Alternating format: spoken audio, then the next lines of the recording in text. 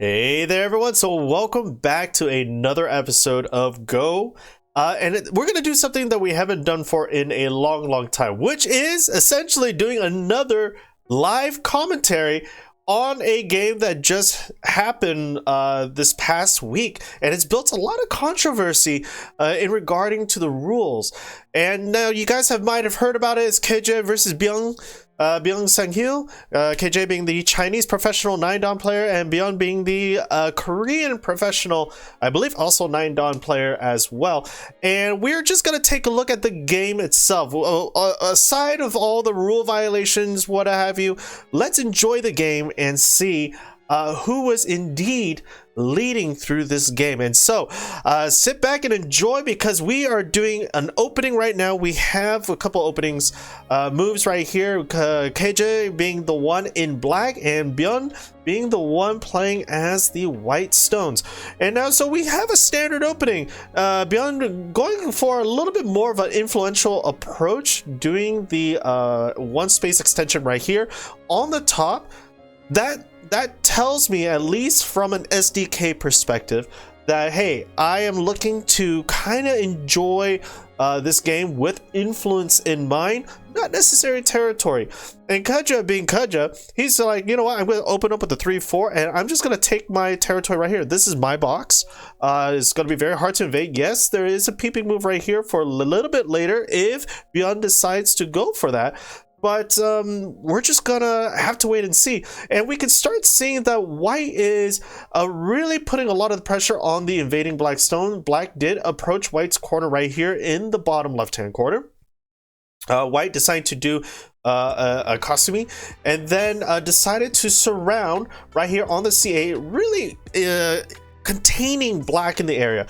Now white's building from that area into the bottom side of the board, creating a nice base extension, and you know, that was in response to the stone invading into the top left-hand corner. Byun sees that Keja is trying to undercut him in the corner over here, so rather than, you know, fight for this corner, if Keja decides to invade right here into the corner, Byun can always extend outwards, building in line with his stone over here, while having a strength over here and really putting pressure on these three black stones. Hence why Keja decided to really start playing in this bottom left-hand corner, trying to really reinforce that area and not allow Byun to have the upper hand in this fight.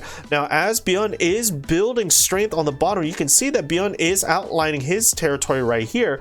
KJ now spending a couple of moves trying to protect this black group, isn't really making any points, but he is going to try to surround these two stones right here. Byun trying to go in for a double pincer attack, might be a little bit, I don't know, a little bit ambitious right now, because Keja is now building his wall, and if Keja is allowed to build his wall over here, he's going to put a lot of pressure on these three stones, which we actually see right now. He's doing a nice base extension right here, really encapsulating these three stones, and Byun really has to kind of come back into this game. Right now, black, just looking at black, he is trying to surround this whole area. He's playing right here on the 3-3 positioning, really cutting off white's life extension in the top left-hand corner. Now white has to find a way to run out, but this is a knight's move. Knight's move can be cut.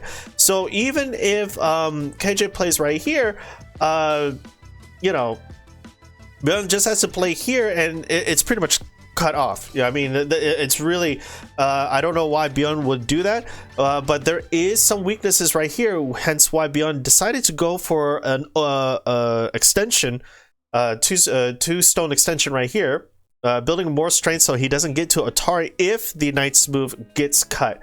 That's what Byun is aiming for. But now Keja is really poking at that cut position. Byun saying, nope, I'm not going to get cut. I'm going to build strong shape. I'm going to build my bamboo. And then from there, I have access to the center. And Keja is like, well, you have access to the center. That's fine. But I need to start protecting my group over here, because as you guys can see, White's territory is slowly surrounding right? You can see it's surrounding these black stones. And so this is a lot of a tug of war right now. They're pressuring each other, basing on the groups that are being attacked. They'll be like, no, you're gonna get surrounded. Okay, your other group is gonna get surrounded. So you gotta pick. This is a conversation we're having. You gotta pick which group do you really want. And you know, KJ having that 2-space extension over here, Byun hitting the elephant's eye, and KJ is now reinforcing the extension over here, is now looking to kind of escape from Byun's, you know, enclosure. And I don't know what's going to happen, because right now Byun is now focusing on these 3 stones. There is a weakness right here with that knight's move later on, and so we can see Byun is just going out, trying to expand, maybe go into the top side of the board and gaining control. And so there's a lot of fights going back and forth right now, and it's not looking very good, at least for Kaja, just because Kaja's group is now getting surrounded, and now Byun's group is getting surrounded. So like I said, it's a lot of back and forth. And really, if you're not paying attention to your groups, things can get very, very dicey. Now here's a code that's about to happen, and if Byun is able to capture these 3 stones, the 4 stones of white here is going to be in a very, very good position. And Byun can now really put pressure onto these center stones right here. So this ko is vitally important. But it looks like KJ is not going to go for the ko. He decides to reconnect back in. And maybe connecting under? Yeah, KJ is going to connect under. Byun has to connect. KJ undercuts it maybe, but then there's an Atari right there. I don't think so. So I don't know. This move seems suspect because, you know, with KJ, he could always Atari this stone, capture it. Byun has to come back and fix his cutting points. And, you know, there's 3 stones that are under attack right here.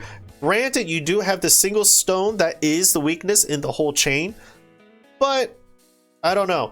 Now Byun connecting and completely surrounding the T-shape stones right here.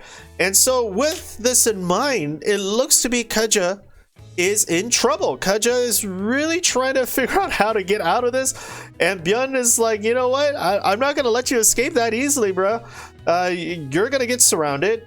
Yes, I have 2 liberties, but I can always escape right here. I can put a Atari right here, connect with a knight's with a tiger's mouth right here, and connect back up to these 2 stones, or extend outwards. And so we see this liberty race battle going back and forth. And if Byun doesn't read this correctly, he could potentially lose all of those stones. And that's right, we're in Atari right now. Byun's gonna respond by capturing, right? Because that is a big amount of points. You want to split the 2 black groups, and Keja might force it, maybe throw in, and then throw in, force the Atari, killing the eye. And I don't think he has enough liberties to kind of surround white completely. I really don't think he has enough liberties. If we see him covering right here, he has 1, 2, 3, 4. Byun has 1, 2, 3, 4 liberties versus 1, 2, 3, 4, 5. But they are sharing a couple liberties, and Byun has a supporting stone right here. I don't see Keja living in this area. Oh man. Yeah, I don't see it. I don't see it. And Byun can always capture this single stone right here if need be. And so Keja is really forcing the over concentration of Byun's white stones on the left hand side, and we're seeing that liberty area is happening right now. But Keja cannot Atari right here, cannot trap Byun right here because of the B4 stone. B4 stone can just cut, right? B4 stone cuts. And what's Keja gonna do? Keja's probably gonna over concentrate and build his wall right here, maybe. But Byun's like, no, no need, no need. You're already surrounded. What are you doing? You're already surrounded. I'm just gonna start leaving. And Keja's like, you know what? I need to live somehow. And Byun is like, these stones are connected. So Keja's only hope now is to really build this outside wall containing white into the bottom left-hand quadrant and then expand outwards. That is Keja's goal with this attack move right here. And Byun is like, I'm just gonna Atari you right here. I'm gonna Atari you on the H7 position and contain you. But here's the catch. Right now, even if Keja tries to leave, it's a Ko, right? So Byun is gonna play all these Ko threats, disrupting this whole entire center, maybe taking the Ko back, I don't know. But yeah, he takes the Ko back, and now Keja's in Atari. If Keja connects, Byun connects, and then this white stones are dead. Black stones are dead. The white stones are alive. Like, I really don't see... Yeah, connect. Even the Atari, the ladder doesn't work because this stone will get into Atari later on. And Keja really has to pay attention to the center black stones right here. And Keja sees that these center black stones are in trouble. And so he's going to try to really force Byun to kind of take this stone over here. Keja's building that wall. And what we're seeing is a local battle that's going to affect the whole left side of the board. I mean, whoever wins this battle, whether it's black or white, will determine who wins the left side of the board. Because if black wins, say that black wins this whole area, that means these white stones here are in trouble. They're going to get pressured from underneath and then on top, because again, Keja has this influence right here on the right hand side. Most of his stones are there. There's no white stones to be found, so Keja can start building and putting a lot of pressure on these center black stone or center white stones. But if white survives, that means white pretty much gains the whole entire third of a board, left side of the board, from essentially this round. This line back will be all whites. And so this is really, whoever wins this battle here is gonna be the victor of a while. Like, they'll be in a huge lead after this. And I really don't think Keja wants that to happen. Again, now we're gonna go into a Liberty race. But Byun just needs to extend one more. And even Keja, if he goes to C3, Byun blocks. It's alive. I don't see this being in trouble at all. Yeah. Block, right? Just block. I mean, Keja's gonna be down to 3 liberties. If he hits right here, right? What's gonna happen? He's really... Is Byun going to connect? Byun just needs to Atari, right? Yeah, just Atari. If Keja tries to hit right here on the D2 position, I don't see it doing anything. I don't see it doing anything. Yeah. So I guess that's just there for Ko threats then. Like, if there's another Ko happening, which is Keja's trying to set up is another Ko right here, then Byun's like, nope, not gonna give you that Ko threat. Sorry. You know, you take it, I'm gonna fill, you Atari me, I'm gonna fill it again. I mean, what are you gonna do? I think, oh man, Keja, he's really pushing for those Kos right now. And Byun's like, you know what? Take that one stone. If you live, you live. But I'm going to start commandeering this whole top side of the board. I'm going to start extending. I'm going to approach your corner soon. I'm going to extend it, and I'm going to take this top side. While you are struggling to live in the center right here, you're not making any points right now. The only points, you know, that you have is this point right here. Like, that's all black has. Black has this territory right here, and maybe this territory. But there's no other territory that black has. And if we take a look at white's position, white has all of this, essentially. And now white is trying to build the wall out here, right? And maybe this will be in question for white later on. And so right now we're seeing Keja trying to contain white in the middle of the board. while building his moyo. I mean, he's really containing, build the wall here, right? Build the wall. My wall's gonna face my moyo area because I have supporting stones on 3 sides. So this is Kaja's moyo area, which he is trying to really get a hold of. And if he's able to get a hold of that, that might equate to Byun's area over here. Are these equal? I really don't see it being equal because Byun always has a way to come out.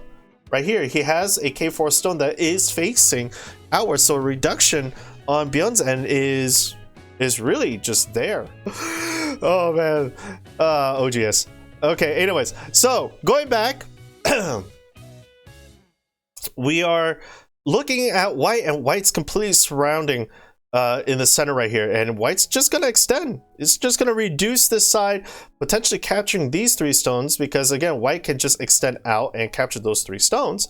But you know, with that being said, what is Keja's plan right now? What is Keja's plan? White already captured 2, 4, 6, 8, 9. This is 18 points that white has just solidified, plus 3. This is a 20-point capture right here, plus the moyo that he was able to solidify in this territory. I mean, that's huge. That's huge.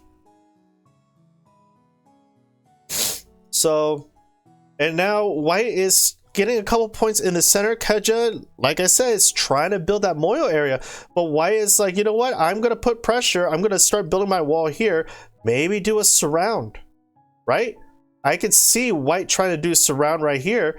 He's gonna jump out maybe and potentially surround that black group, and you know, either surround that black group or take this whole center. Why not just take the whole? All right, so white is now trying to surround in this area, and what we're seeing, what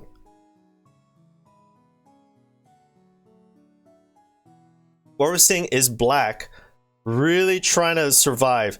He really has to make sure that these groups right here is surviving, because if not, then the game is over. Really, the game is over at that point. Byun can always do reduction. Right now, black is trying to surround these stones, but you know, there's a lot of weaknesses in the shape. You have a lot of cuts here, right? Keja has to come back, fix those cuts, and then what's gonna happen?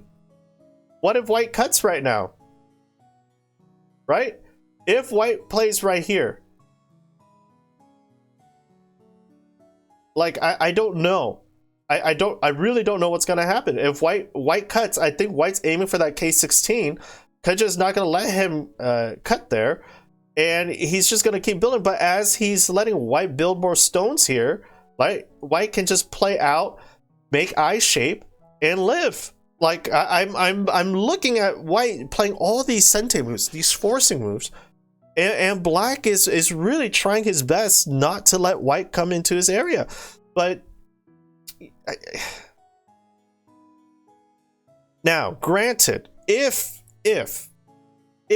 black is able to contain white in this area and potentially play right here, destroying I shape, right? Destroy the I shape. Then if black can mitigate white's life right here, then black has a huge gain back into the game. Now, granted, this is on a time setting, and the whole controversy with this game is the time setting itself. Not the time setting, but the rules of the stone captures and all that. So we'll just have to wait and see. But you can see Keja's plan is surrounding this white group. He's about to come into here and invade in the area. Again, Byun doing that cut. There's a nice Atari coming up right here on the J15. And we're just gonna have to wait and see. Byun's just gonna go down. There's a 3 in a row shape, and there's this little weak shape in the center right here. And Byun is like, nope, I'm gonna come into your corner. You're gonna get into Atari. We're gonna have all of these fun areas. And what we're seeing is that Byun is probably gonna play at the P16. He's gonna extend it, and then he's gonna play once more at what do you call it? 017. Making that nice table shape, having a full surround on these 3 stones. Oh man, that would be a big hit, a really big hit. And we're just gonna have to wait and see, because depending on how Kaja, is responding, Byun is like, either you let me live through here or I take these 2 stones. You decide. You essentially decide. I'm not gonna play this game with you. You tell me what you want, right? And I'm gonna take it. And Byun's like, you know what? Take it. I'm gonna let you keep these 2 stones. I'm gonna commandeer your whole top right hand of the board. I'm surrounding you. There's no way you're going to win this. You pick, bro. You pick. And Kaja's like, okay, I'm gonna pick, but I'm surrounding your stones here. And Byun is like, nope. I'm gonna play Ko, and I'm gonna surround these 3 stones down here. And Kaja's like, you know what? You can try, but it's not looking good. Oh man. This game right now, it is such a back and forth game, and you can see the strategies evolving. Kaja's gonna start again. The whole point of Kaja containing white in this area is white gained too much already, and so Kaja's trying to build himself back up again by taking the huge Moyo moves over here, build that strength, forcing Byun to capture the stones, and playing moves that helps build, reinforce this area. And there we go. Like, you guys can see this. Like, I have not seen through this game yet, but the strategies that are evolving that we're seeing is that Kaja knows, Byun, you've captured my stones. I'll let you keep those stones, but I'm going to force you to take it. And while I'm forcing you to take those stones, I am going to build. I'm going to build my wall. I'm going to build strength so that if you try to go into my Moyo area, I have means to dominate the fight. I have stones there. It's 1 against many. How are you going to survive this?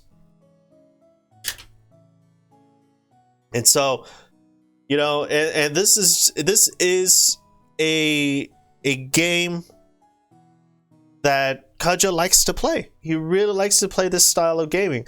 Now, granted, I haven't seen enough of his games to fully know that this is his style, but I've seen a couple where he was very attacky, very like methodical and strategic with the location, and he knows that when he's losing a group, he'll use that to his advantage. I mean, I guess 80 Pro would, but what are you gonna do?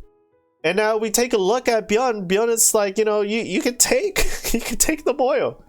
Take the Moyo all you want. Okay? Take it. What I am after is your big Moyo up here. We can trade Moyos. I give you bottom, you give me top, right? I will still have this, right? And you can have this a little bit up here. I mean, at this point, I don't think KJ's trade is gonna be enough to get him back into the game, because if I'm looking at the points right now, right, this territory right here seems pretty big, but there's a lot of reduction move that still can happen. We can say that these black stones are pretty much kaput. I mean, I don't see them being alive anytime soon. Maybe if these 2 white stones die, then those black stones are alive again. But as of right now, it's in question, right? Where else is Black's territory? This bit is most likely Black's territory right there. We got a couple points here, right?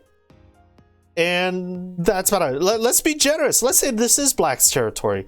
What is that? That's 10 points plus another 10 points plus another maybe 15, 20 points in here. So 40 points around, roughly, maybe, right? And let's take a look at White's. White already has 21 points, just this alone. That's 21 points. This right here is another, looks like 15-ish points right here. 21 plus 15, 36. And then White is now controls this whole quarter, which is another 10 points at least. right? 36-46 plus now he's putting pressure on these black stones right here, which is looks like they're about to die very, very soon. I mean, I don't see this doing much. We're playing an Atari right now on this big group. White decides to take, rightfully so. And Kaja is not going to force the other ko right here, because that's going to be a double ko, right?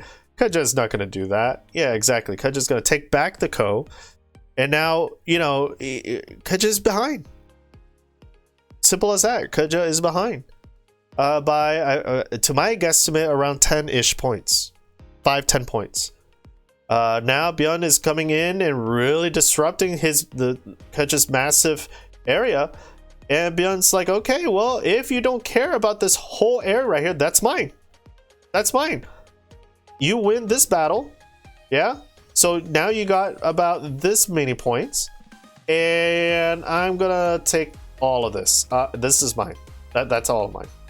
You're not living in that area. And Kaja's like, fine. Fine. Alright, so let's recap what just happened. Kaja survived in the center here, trading this corner for that center. I don't think that's a good trade. I mean, I'm looking at this whole entire board. I don't see, right? This from here to here, everything to the left of that is whites. I don't see black having two eyes. Right? Yeah, this is one eye right here. I don't see black having two eyes. Maybe black can make another shape right here, but you know, it's such a small amount. Like, if black is able to live in this corner, that's like what, 5-10 points? Or no, 5 points right there at most. Like, Byun has the whole third of a board. That's a lot. And now Byun has this corner, which is another 10 points, right? So even if Kaja wins this area right here is not as big as this. I mean, look at the difference in size. It's night and day. And then from there, is that it? That's it. Game over. Kaja resigns and Byun wins the game. And so let's take a look at the final score. So if we kept going, the final score, again, I'm thinking it's roughly around 20 points difference. I mean, just look at the size of this. Look at the size of this. It's like, let me erase it. This from here, okay, I'm just gonna say from here to the left is Byun's. Like, I feel like that's all Byun's. Plus or minus 5 points. Okay, now in red, I'm gonna do Kaja. Kaja has this. Okay, maybe this. Questionable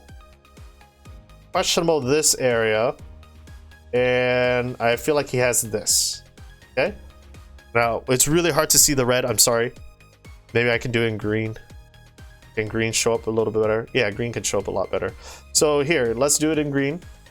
I feel like this is Kaja's territory right here. Like, if I was to outline it, somewhere right there. Okay? Just looking at that graph, just eyeballing, I think Byun's blue area, this whole left side right here, from here to here, that's all Byun's. That looks way bigger. Just eyeballing, that looks way bigger. And yeah, I feel like Byun won. Well, Byun obviously won because of the resignation, but how much did he win by? It's looking like quite a margin, 20 something points maybe. Well, let's take a look at the score. We're gonna estimate the score, and white, according to this graph, white wins by 14.2 points. 14.2 points. Okay. Now, do I agree that this area is black's? I personally don't. I think white can just extend downwards, and black can't really do much with that. Yes, black can probably take that as his territory. Again, I saw plus or minus 5 points, but I didn't think that black owned all of this right here. And same thing with this area right here. I'm not too sure if black owned all of that either. But even if black did own both of those, white, because of all these captures in here, is still up ahead by 14 points. So, rules or not, white was in the lead. Hands down, white was still in the lead at this point in time. Now, the time of the match, I don't know how much time Byun had left on his clock versus Keja. I really don't know what the timing setting is, but if we're just taking the game from face value, Byun was definitely in the lead this one. So, hope you guys enjoyed that. I really enjoyed this match. This was a lot of back and forth, and from there, again, both players are amazing players. I've always liked Keja's game and style. And Byun, this is actually my first time watching Byun's playstyle, and he plays very solidly. He knows when to push and really start invading and building that Moyo area. So I can't recommend these guys enough. They're great players. 9-dan professional. I mean, obviously they're going to be great, but I enjoyed it, and I hope you guys enjoyed it too. So thank you guys again so much for watching, and until next time, we'll see you guys in the next episode. Take care, everybody.